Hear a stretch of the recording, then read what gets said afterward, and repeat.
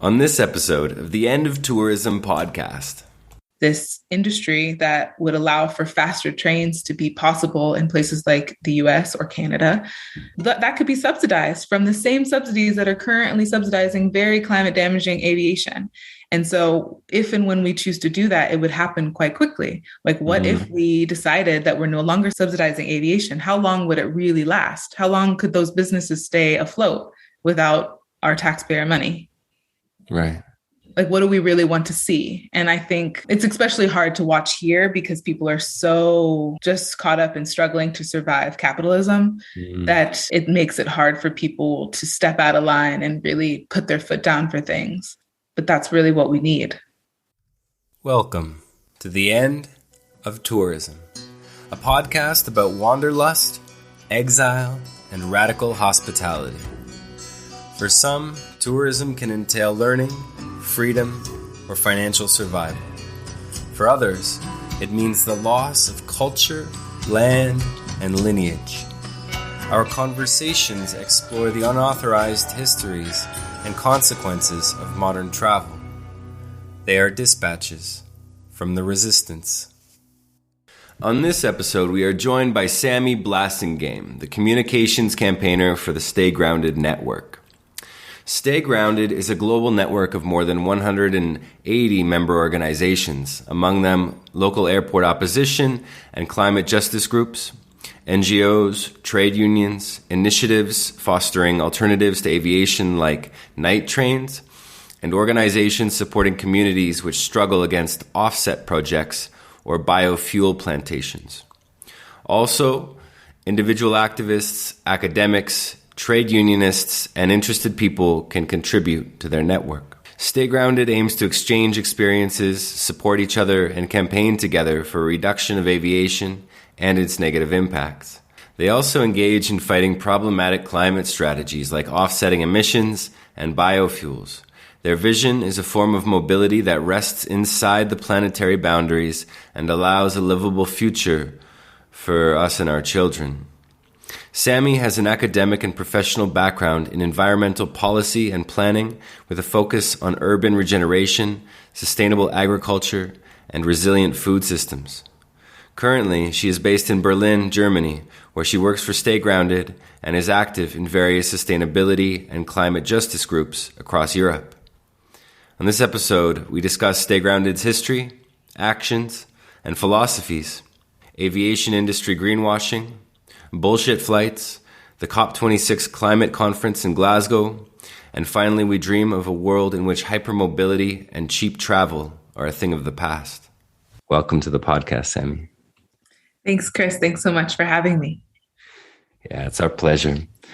We start our conversations by giving our listeners a bit of a notion as to where we find ourselves in this moment. So, I was wondering if you could tell us what the world looks like for you today, where you are. Oh, what a question. Because I find myself in the United States at the moment, visiting family. I decided to come this way for the winter, more or less, because my apartment in Berlin is being renovated. And so I no longer have a home there. So I'm visiting family here. And as you just said, I'm part of climate justice groups in Europe and consider myself very much part of the climate justice movement. So coming home is always kind of a reverse culture shock for me because I'm very accustomed to living a life in Berlin that tries to avoid consumption as much as possible in capitalist societies. And then I come home with my loved ones who don't think like that at all. And the way that society is built up here is very much resistant to any sort of anti-consumption value.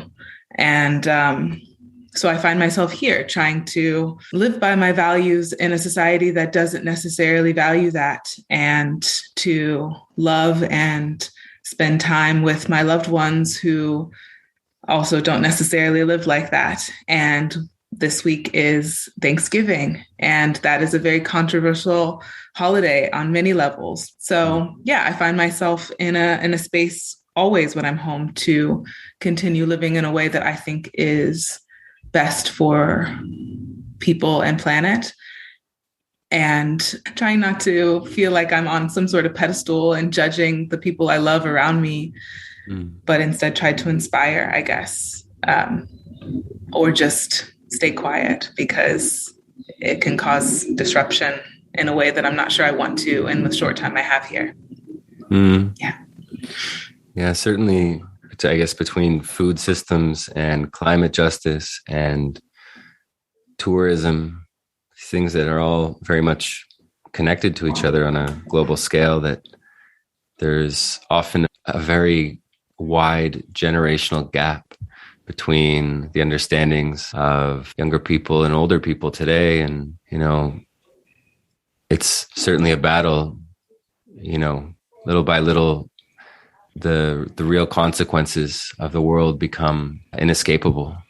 Right? So hopefully there's a bit of solace in the conversations that you'll have this weekend. Yeah, there's some people that appreciate it. It's just that they don't live that way. And they'll try to do it while I'm around, but it's not something they wish or try to live by. So, Samie, you are the communications campaigner for Stay Grounded, a global network of more than 170 member organizations, among them local airport opposition and climate justice groups, NGOs, trade unions, and initiatives fostering alternatives to aviation. Could you tell us a little bit more about Stay Grounded and how it got started? Yeah, sure. So Stay Grounded, like you said, is a global network, and it was born a little over 5 years ago. In October 2016.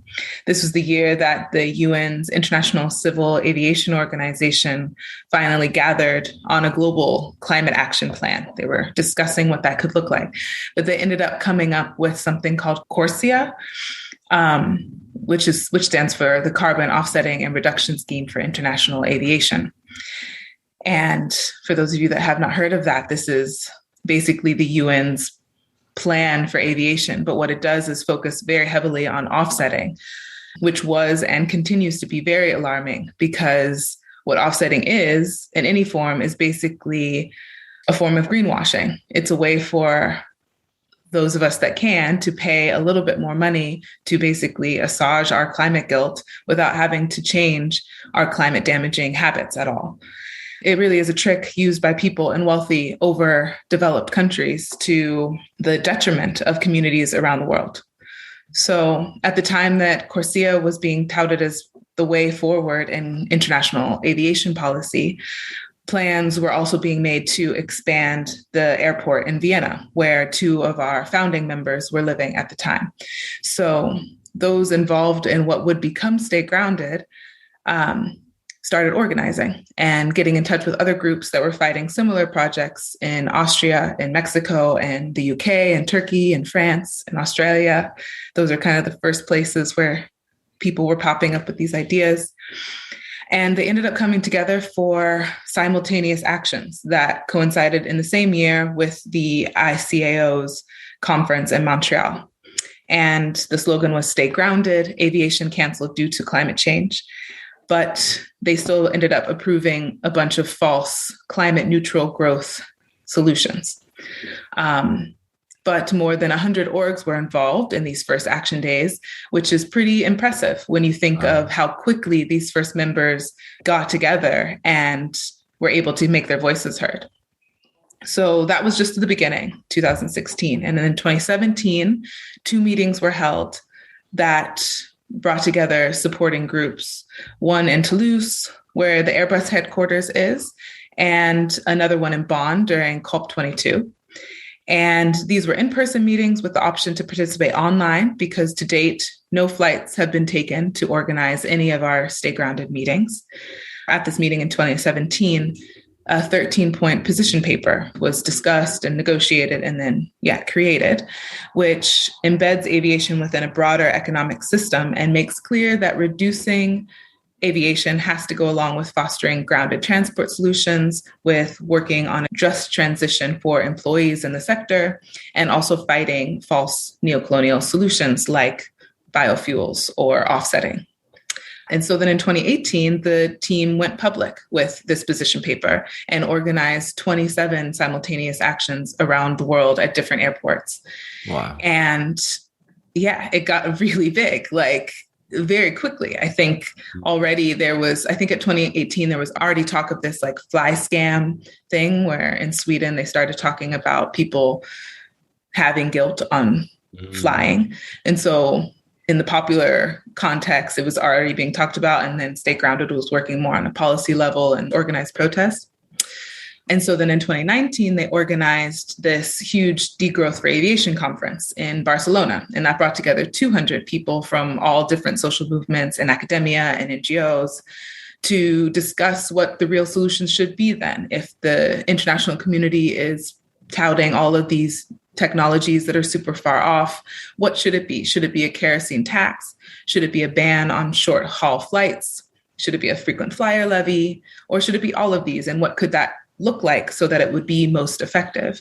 And also, what are the justice implications of it? All of the work in Stay Grounded has always been very rooted in a climate justice perspective, in the sense of who is flying and who's being impacted by that flying. And so this conference sparked a debate and a local network in Barcelona, which is a city very overcrowded by tourism. That's resulted recently in 90,000 people getting out on the streets in Barcelona and protesting against this airport expansion. I don't know if you've heard, but that was a victory. So wow. They were there. And you could really tie that back to this conference, which really sparked this growing network of people there and then around the world.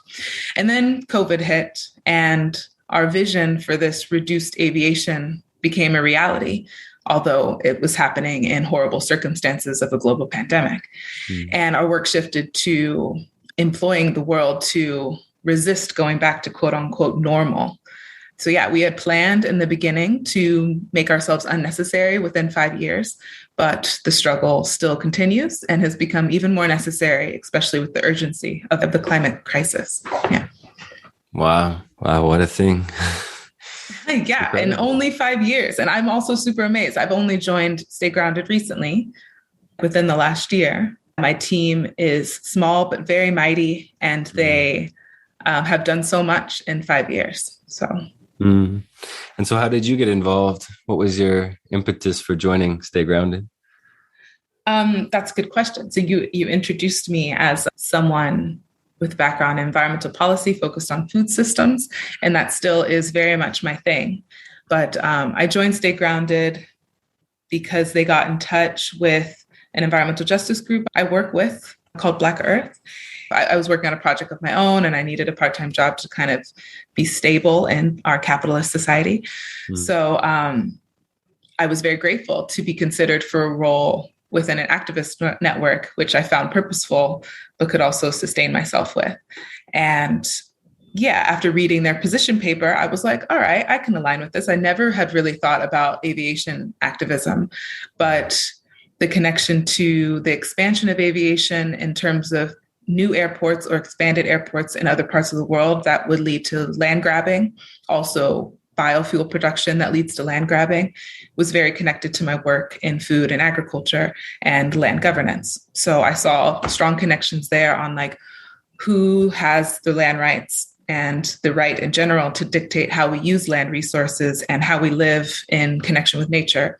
And so I thought, yeah, I could definitely work with these folks and see how we can push this narrative further. Also, that it's not only about reducing flying. It's not just let's stop flying. It's let's rethink how we are living together and this very hypermobile society that we've built for ourselves. How else could we live together? And I really like the idea of dreaming that collectively.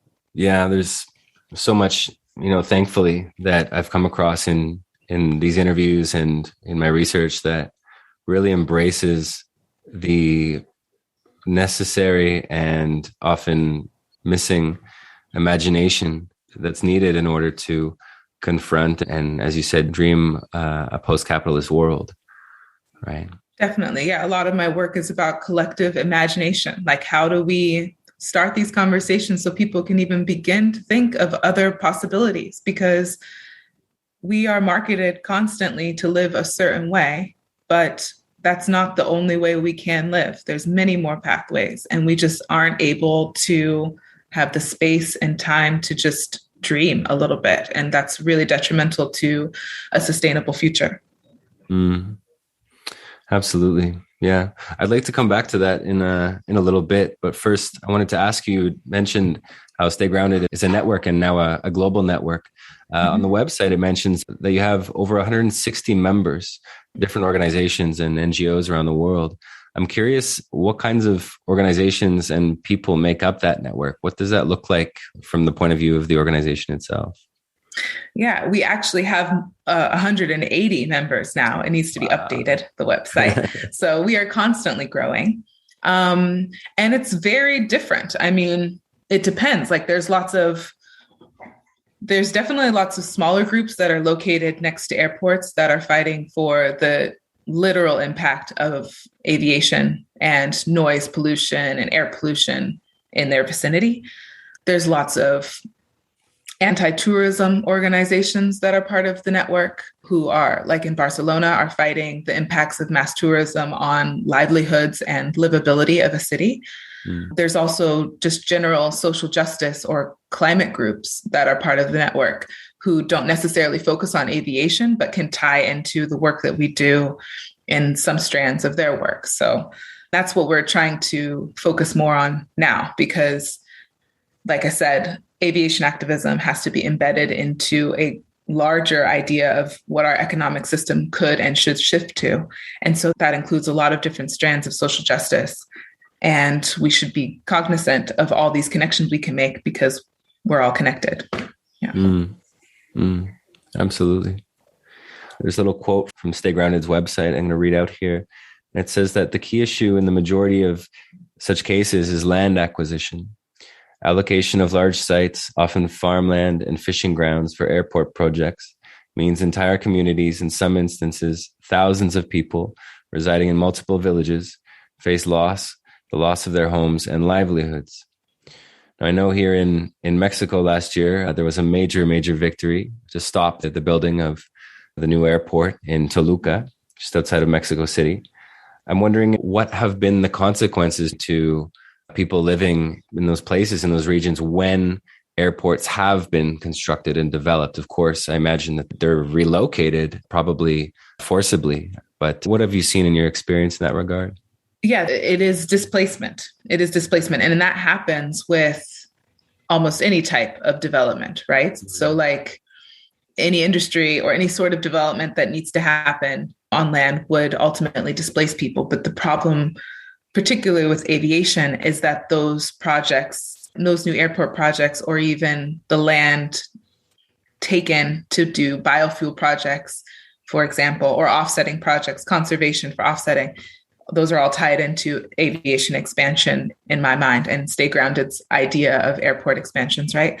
So any sort of thing connected to the growth of aviation, which displaces people, is particularly worrisome because they're touted as projects that will bring economic growth and development to the local community.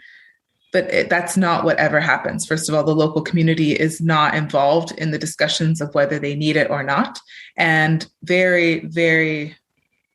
mostly often, always often, they don't receive those benefits in the end. These communities that these airports or biofuel projects are being placed in have been there for generations and have a certain way of living that is disrupted. There's no way to replace it. So when they are offered housing in a new place, that's not compensatable for what they've just lost, right? Like their whole life is changed. And they weren't part of that conversation in the first place. So this is just a completely unjust idea and process. And then in the end, they get nothing back from that. What I've seen is them being displaced, or lots of people being displaced, and not only losing their land, but losing their livelihoods, and then having to create whole new lives in a completely new place. That's very damaging to history and tradition and their legacies. Yeah, I imagine an extension of that includes culture, includes ritual and relationship between people and place, right? Both contemporary or in a modern sense, and also traditionally. for any kind of people who might be farmers or fishermen, anything of the sort, that those relationships, which are often ancestral in nature, are lost and are permanently changed or destroyed, really, in the end. Definitely. We have a new report coming out early next year called Reframe, Rethink, Reshape Aviation in the Larger Economy. And there will be some stories written by our partners in there that really highlight the destruction that happens when some of these projects are put in place, and especially when the rights of local communities are not considered in any way. And so, yeah, I'm thinking about these stories as you asked me that, and how the cultural connection, it's impossible to replace. And yeah, we can't do that in name of economic growth. And we know that that doesn't happen. Like these trickle down things, we have plenty of evidence to show that that won't happen the way that the economic powers tell us it will. Right. Yeah. Well, I'll make sure that the report is there for our listeners as well. Great. Thank you. Mm-hmm. You mentioned earlier about greenwashing.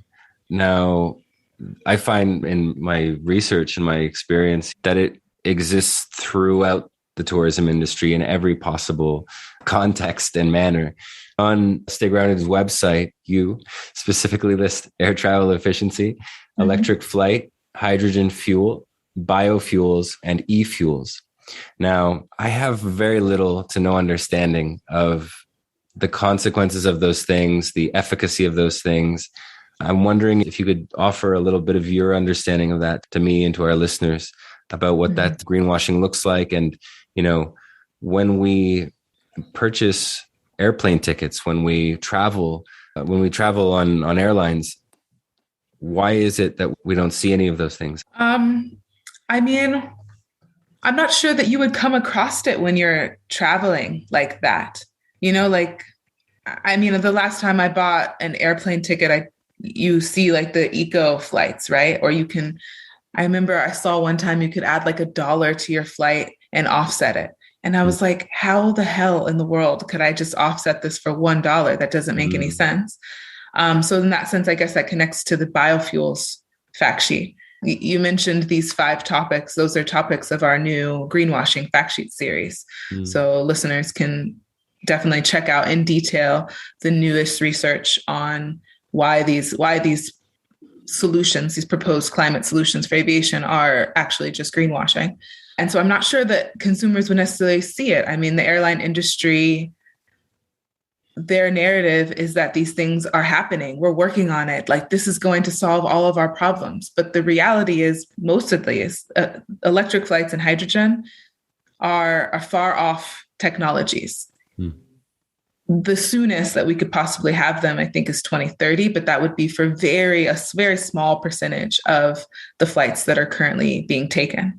They happen for short haul flights, if any, and they're going to be so expensive that they'd only be available for the very elite flyers who are already just flying on their private jets. So the aviation industry is talking about these technologies that they'll be available for everyone very soon, but they won't be available for everyone, and they won't be very soon. So this is greenwashing. It's the idea that you don't have to change your habits, your lifestyle at all, because we will fix them with these technologies. But that's not what's going to happen. It's not what's going to happen. So, yeah. I encourage all the listeners to look into these fact sheets and really see what the newest research on it is at the moment, and engage with us on social medias also to learn more and to ask questions and debate it, because we love doing that as well. Well, I'll make sure the links to the fact sheet are also included in the homework section for the episode. Yeah. So, my understanding is that even if all of those promises and goals of the airline industry were met, even in the next few years, that the level of air travel and the projected increase in air travelers over the next decades would far outstrip the redeeming consequences of any kind of air travel improvement or efficiency. Is that right? That is absolutely correct. Yes, cutting aviation emissions is only possible if we cut aviation demand, especially in frequent flyer countries like the global north. So the UK, Germany, and France, I believe, are the highest in Europe at the moment. But the US also flies excessively, domestically and abroad. So yeah, that's so true to mention that even if we just stopped aviation now and use these proposed solutions to cover the emissions that we currently have, that still wouldn't get us anywhere in time for a climate crisis. Wow. But at the same time, aviation is slated to only increase. And COVID, we saw a pause, but we've already rebounded. Like air traffic is back to normal. And it will only continue growing if we allow the aviation industry to continue to greenwash us and to accept bailouts from our governments and our taxpayer money. The only reason that they survived the pandemic is because the governments of the world allowed them to. Wow. Yeah. I mean, I think so many of us in the industry, many were hoping for a return for their economic livelihoods, of course. I think there were many in other circles, specifically on the level of the neighborhood where, maybe places like La Rambla or other neighborhoods in over-touristed cities breathed a breath of fresh air really for the first time. And I mean that in every literal sense of the word, a breath of fresh air. In as long as they could remember, slowly being reminded of what it was like and what it is like and what it can be like to be local people once again, and not just passengers on a ferry or a train of tourism in their own home. There was the article I saw the other day was referring to a new type of tourism that is a direct consequence of the pandemic. People who had to stay home and who were perhaps used to traveling, or who ended up just becoming so resentful of being caged like mice in their homes for a year and a half or however long it might have been, that the determination to travel and to return to tourism and into perhaps a touristic mindset as well was the first thing on people's lists. And this kind of tourism has been named revenge tourism. Revenge tourism. Who are we taking revenge on in that instance then, right? And then I think the answer comes down to, well, the places that we travel to, future generations' livelihoods, and very likely our own, given the kind of numbers and dates that the climate scientists are putting forth in regards to when crisis will become collapse. Just to check, so the revenge was like, we haven't been able to fly, so now we're going to fly a lot? As soon as we can, as much as we can, in whatever way we can. Okay.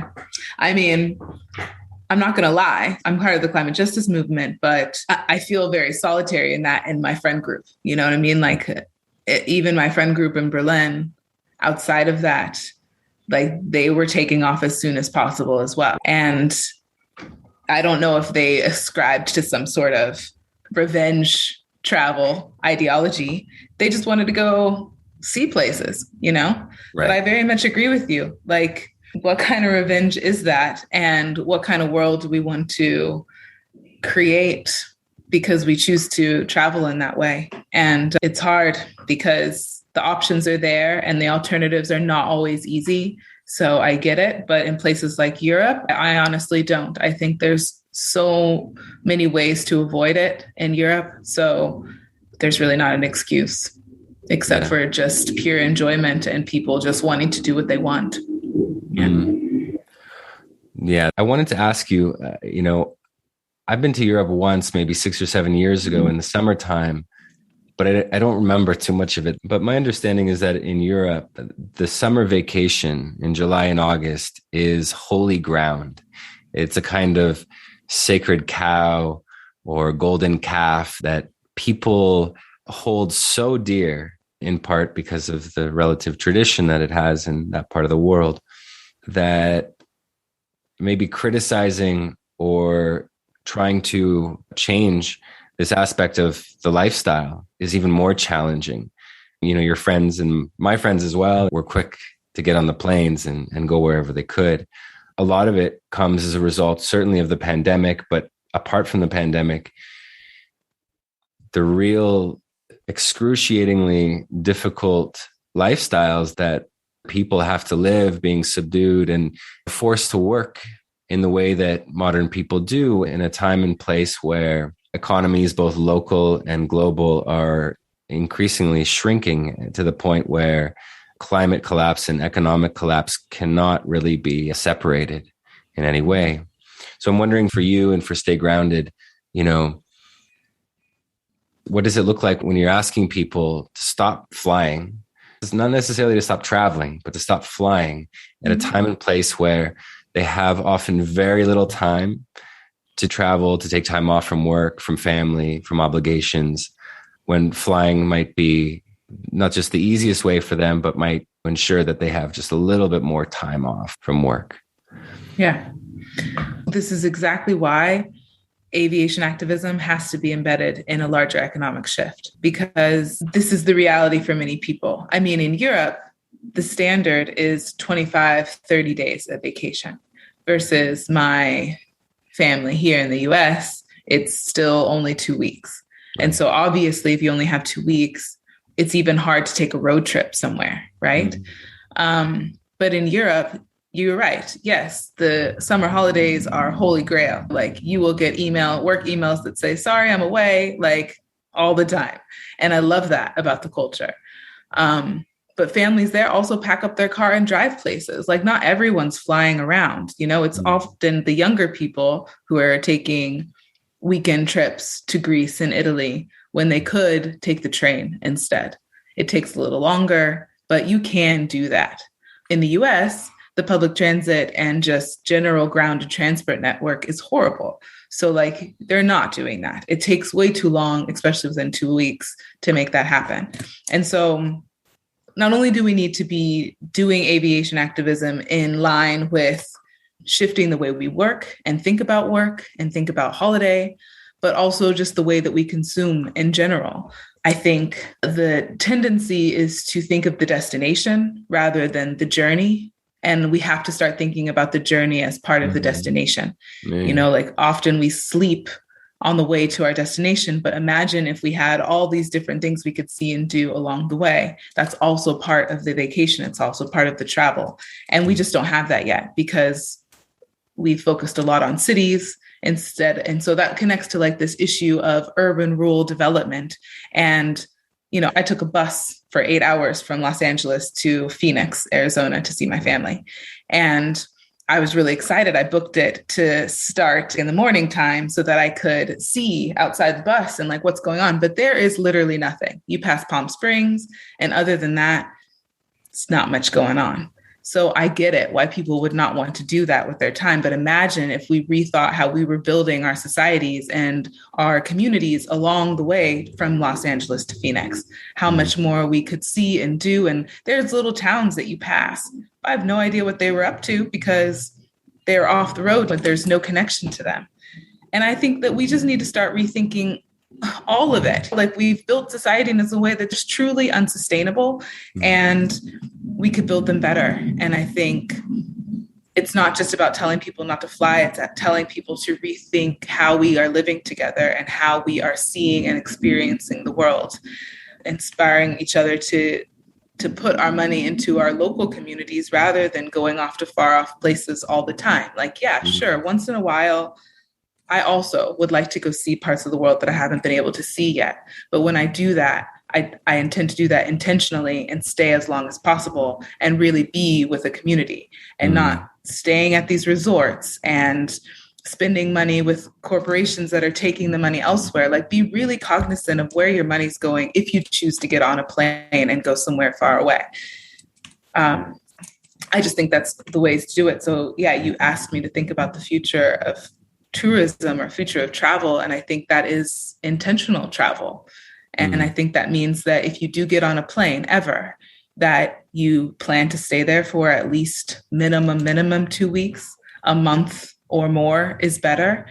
And that you are there in the community. And what that requires is us to talk collectively about shifting the way that we do work and allow people free time and space to live their lives outside of just being a productive cog in the capitalist society. Right. Yeah. And perhaps using that travel as a way to build solidarity across communities and across cultures in an intercultural way. Yeah. And I understand it's not an easy fix. It's not something that we're all able to do all the time, but see what you can do, like in your own context. So yeah, I just want to make clear that I know that that's not an easy thing to do, and especially not for a large part of the world. So as I say that, I'm not saying everyone has to go out there and do that tomorrow, but at least think about it. Think of ways that you could. On this bus that I took from Los Angeles, I met some French people who had come to Los Angeles for one dinner party for their work, and the rest of their team flew back. And they were like, we don't feel comfortable doing that. Like, if we're going to fly all the way to Los Angeles, we need to stay there longer and see more things. So they were trying to take the bus and go around the States as much as possible. And that was beautiful to run into in my little, just trying to see my family trip. So just think about it in the context that you can. It's going to take a lot of us organizing in our own capacities and our own groups to shift the way that we just generally do life, because we have built up a very unsustainable system. Given the current numbers, given the current system, right? Mm-hmm. Okay. This is the scenario we're looking at. The aviation industry likes to talk about how aviation is only 2.9, I believe, % of total CO2 emissions.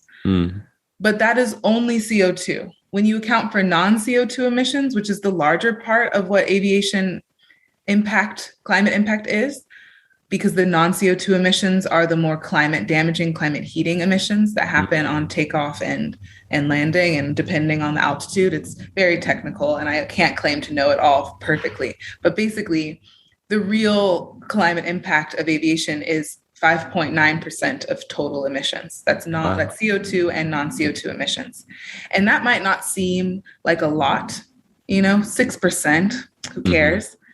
But when you think about the fact that that 6% is being pumped into the air by a very tiny percentage of the world population, imagine if everybody did that, or if everybody took one flight. 80% of people have never been on an airplane, ever. Yeah. But still, we have 6% of total emissions coming from aviation. I mean, it's a very unjust system, very unjust. Someone taking a flight for an hour is the most climate damaging thing you can possibly do. And most flights are more than an hour. Right. So yeah, it's just, no, I don't think that there's a scenario possible where we can all take a flight in our lifetime and it would still be okay. I think, it's unfortunately, no, that's not how we should be moving around. Right. All right. So air travel is unsustainable, period. Air travel is unsustainable, period. But granted, I have joined Stay Grounded in Europe, where my home and base is, but I'm from California. And unless I want to spend a significant amount of time getting over here, I fly here, And my original plan was to take the train to London, fly one nonstop flight to New York, and then take the train across the United States. I wasn't able to do that this time. So I took a nonstop flight to Los Angeles, and I'm trying to move around on the West Coast without flying. That's the compromises and the things that I'm thinking about here. And plenty of more people are in my situation where they don't necessarily live with their family, and they, for economic or political reasons, are not near their family. And so we need to have a societal debate about what bullshit flights are. This is a campaign we are working on, but which flights are superfluous and which ones are necessary? Which ones should we allow for and not? That has to be a societal debate. I don't think one person should decide which are or which are not. But at Stay Grounded, we do have an idea of what bullshit flights are. And those are the elites that are flying around constantly on their private jets for weekend shopping trips or for business meetings. And this is weekly, if not multiple times per week. Those are bullshit flights. that is business flights, who we saw during the pandemic especially can be switched to being virtual. Business flights are by and large bullshit flights, and they're often business class, which makes them even more inefficient and climate damaging. And then there's short haul flights, like in Europe, people that are flying for weekends to Italy and whatnot, where you could take a train. If there is an alternative within 6 hours, that's a bullshit flight. And those are the ones we need to focus on first in terms of like stopping them right now and taxing them right now. And then we can start to think about these other flights. That's my personal opinion. I think that we need to focus on those three first and then see, okay, where are we at? Because, people going on one trip per year, even though it's still a very unjust thing, and you should be very cognizant of the privilege that you have to even step on an airplane. That's not my biggest worry right now. My worry is that there are elite frequent flyers who are using up most of those emissions, and that can be changed, and it should be changed. Yeah. And our first episode with Dr. Yvonne Murray, who works with Alba Sud, a tourist research organization in Spain. He was describing how the main vectors for the diffusion of the COVID-19 virus will, of course, happened through air travel. That's undeniable. The majority of the people who were at least officially counted as the main carriers of the disease into places that didn't yet have it were all business travelers. All of them. And so, we talked a little bit about that as well, and how that's, something that is not really overlooked, just unknown amongst the general population, is that how much of air travel is consumed by business, and which I imagine is largely free based on frequent flyer miles and things like that. Yeah, definitely. And that's a very good point. That's why we talk about a frequent flyer levy, because those things are capitalist tactics that basically place that burden back on the taxpayer and consumer instead of really taxing the person and peoples that are flying most frequently. It becomes a free flight, as you said, and that is definitely unacceptable. We are still in a pandemic. Like Europe is locking down again now. I just talked to my friend in Austria. Wow. They are not allowing unvaccinated people to leave their homes except for essential things. The pandemic is still happening, but look at us flying around the world, doing what we want.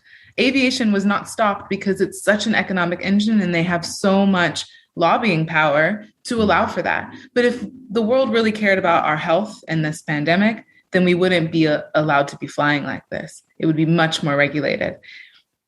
And it's just the fact that we're able to get on flights with this minimal testing and continue while we're still in a pandemic shows the power of the aviation industry. Or maybe it shows the sketchiness of the pandemic. Depends on how you look at it. Yeah, well, I was born in the 80s. I didn't know this, but apparently at the beginning of air passenger travel after World War II, virus testing and vaccine passports were common. They were the baseline requirements for traveling. Yeah, I understand the frustration when everything's so back and forth. And if it was really about protecting us and our health, at least from this aviation perspective, I think thinking about the fact that aviation was able to rebound so quickly when that, as you said, was a key factor in this becoming a pandemic, I think is something to consider. And I think, should be looked at in terms of like the power of aviation and why we feel like this is the way to reach economic development, and also just rethink economic development as a form of growth and well-being in general. Like, what is the aviation industry really bringing us as a global society, especially going back to the amount of people who are actually flying versus who's on this earth and has to live from the resources that we're extracting and polluting.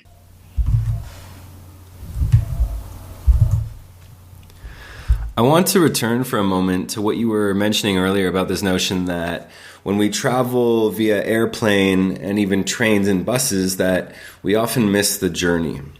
We either nod off into sleep or listen to music, but even if we're looking out the window, we rarely see anything as the land zooms by in our field of vision. In the past, people would, either travel with the aid of animals or on their own feet. And as they moved over changing scenery and climates and meeting new communities and cultures and people, their bodies and their minds would slowly adapt. They could physically sense the shifting changes in what was in front of them, below them, and above them. And so we've definitely lost that, right? And it's nothing new. This is something that I think has been documented pretty distinctly over the last couple of centuries.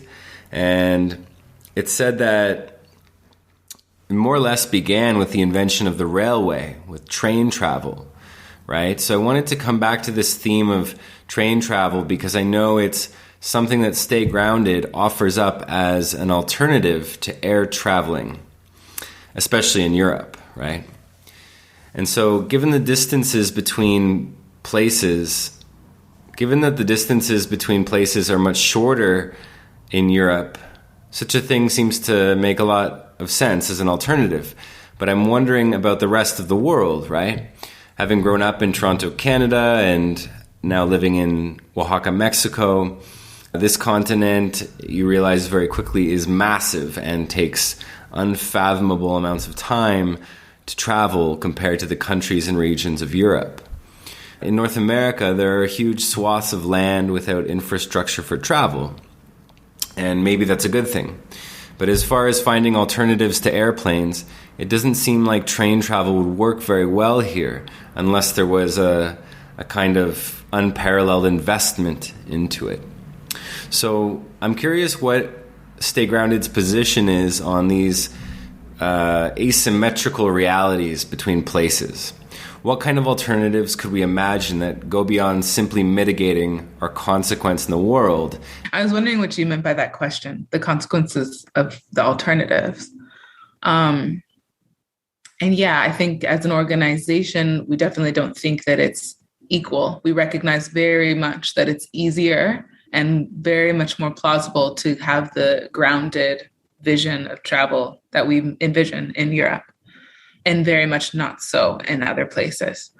The US, for example, another very high flying country, the infrastructure is there, but it needs to be updated. Like these trains that travel across the country are slow. Nobody wants to take them.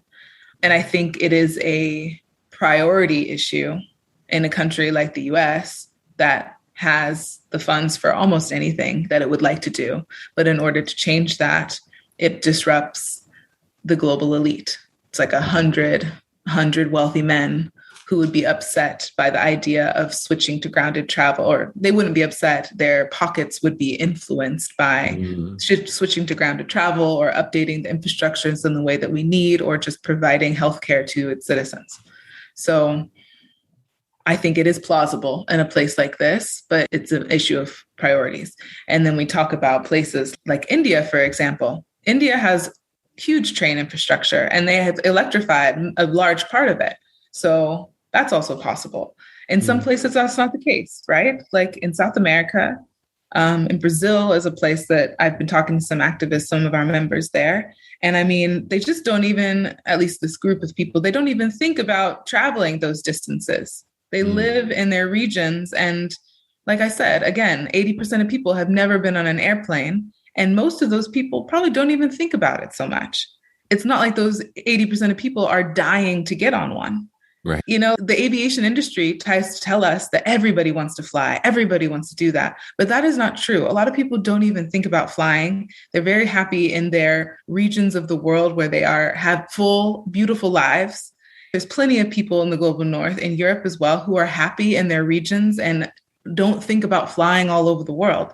So this idea that everybody wants to fly and that we have to have the infrastructure for this is unrealistic and false. And so yeah, as much as the infrastructure needed for the alternatives for air travel are not necessarily there everywhere. I'm not sure if they always need to be, which is why it has to be a collective conversation on what is needed for who and where, rather than like the same everywhere. I hope that answers your question. I think it's not an easy answer. There's no one size fits all, like this is the way we should travel, but we definitely don't all want to or need to be air traveling. Yeah, I think it's possible to approach the issue of global air travel from a local point of view as well. You know, that we can move towards a relocalized understanding of these dilemmas, as well as a relocalization of life itself in order to both understand and undermine the things that drive us elsewhere, sometimes incessantly, you know, whether that be our jobs or cultures, the politics of the day, or wanderlust.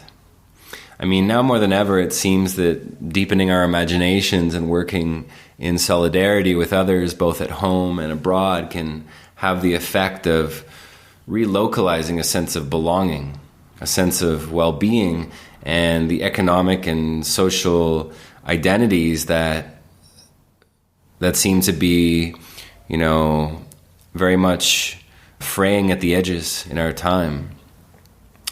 And so this realization is something that I think has to be done at home, that we're not going to find it elsewhere, playing a constant game of whack-a-mole with different destinations, you know, largely unaware of our consequences. Even though the problems we face today are often global in nature, or at least that they appear to be global in nature. In the last month, in the last few weeks, there was the United Nations Climate Change Conference in Glasgow, COP26. A lot of the reactions I've seen on social media point to the conference amounting to posturing and overtures by global elite and governments, but little to no action, at least not sufficient action for what's needed in our time. What is Stay Grounded's take on what happened in Glasgow, or what didn't happen? Yeah, I think it's similar to what you said. I mean, we just put a blog post up for those who want to read in more detail about our response to the COP26 decisions or commitments. But generally, yeah, it's again about this International Aviation Climate Ambition Coalition. And we find it not ambitious at all and full of the normal greenwash, which is what we expected, which is why we launched these greenwashing fact sheets around the same time, because this ambition coalition is really focused on offsetting, again, continuously offsetting, and these very false solutions that are not coming in time for the climate crisis and will not affect the largest percentage of flying and fires. So yeah, it's a lot of hot air. It's a lot of false promises. And it's why these fact sheets are super timely and important to help our members and other climate activists set records straight and push for genuine climate action that is not going to come from the COP, unfortunately. I know some of Stay Grounded organizers were there, and it's always good to be part of the People's Assembly and see who else is around and meet people and be inspired by all of the incredible activists that are out there pushing for alternatives. But yeah, I mean, we have to stop putting hope into these big international organizations. I mean, I read that the biggest coalition at the COP this year, as always, is the fossil fuel industry still in 2021. You know, like, wow. What do we expect from an international gathering that has the biggest coalition of fossil fuel industry lobbyists? I mean, wow. They still have our economy and our societies in a stronghold and will not let go until I don't even know what will stop them.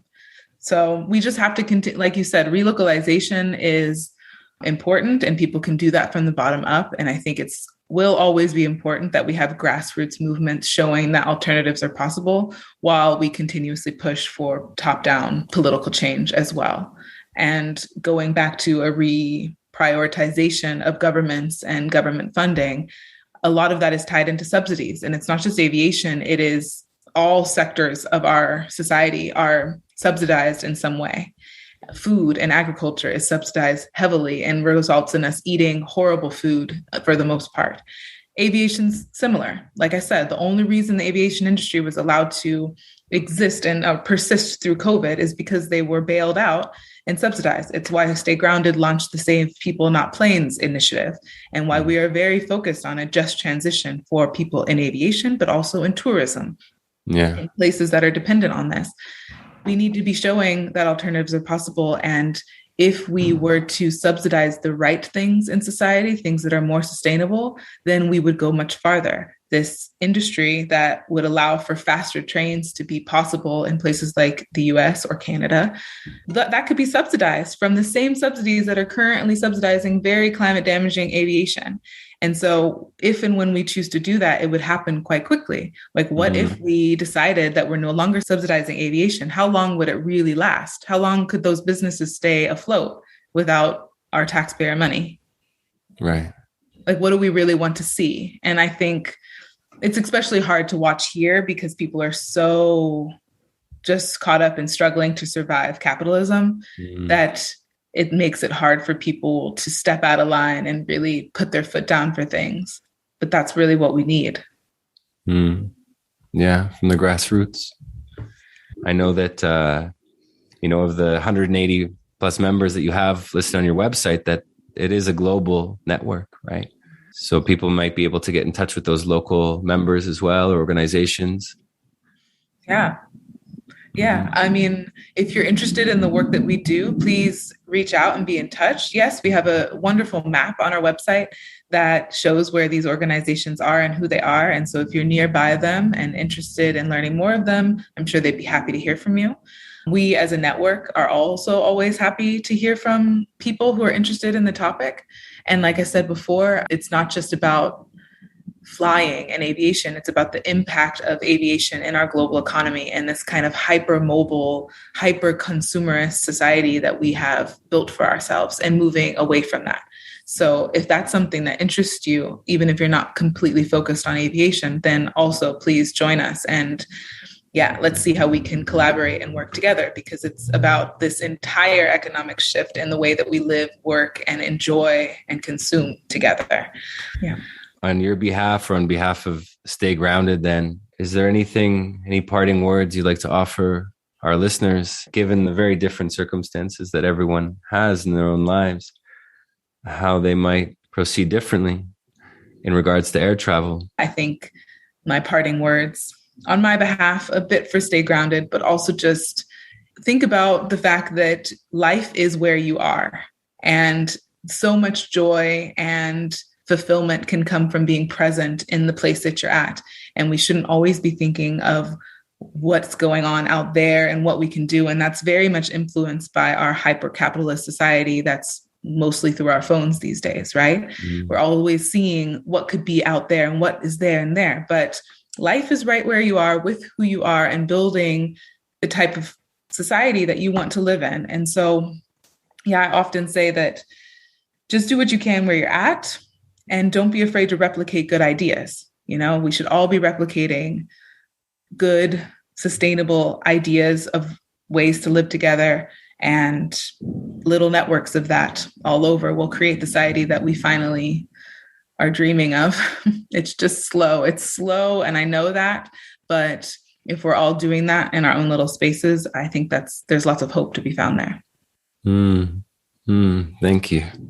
As difficult as it is to stomach sometimes for people, that dreaming, at the end of the day, it's not for us, right? That any kind of post-capitalist world that we'd actually want to live in is likely not going to be inhabited in our lifetime.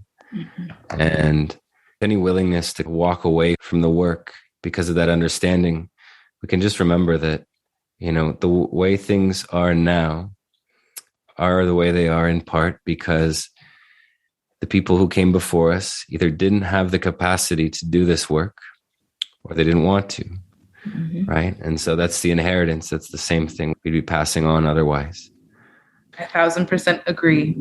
People talk a lot about legacies, and especially in a US context, I don't really know the rest of the world, but I feel like a lot of my US friends talk about legacies in terms of their children.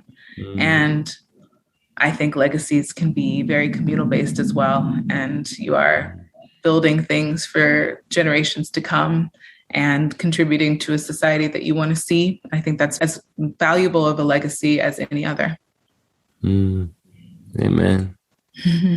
Well, I'd like to, on behalf of our listeners in the End of Tourism podcast, thank you, Samie, and the Stay Grounded team for being willing to come on the pod today and to speak with me and to offer our listeners a really important understanding and imagining of how things are and how things could be. And so I offer a deep bow to you for your time today on behalf of them. Yeah, thank you so much, Chris. It was a pleasure speaking with you. Thank you for listening to the End of Tourism podcast. If what you heard had its way with you, if the arrows hit their mark, click subscribe on Spotify, Apple Podcasts, or wherever you're listening. To go deeper, join us at theendoftourism.com and follow us on social media under the handle The End of Tourism.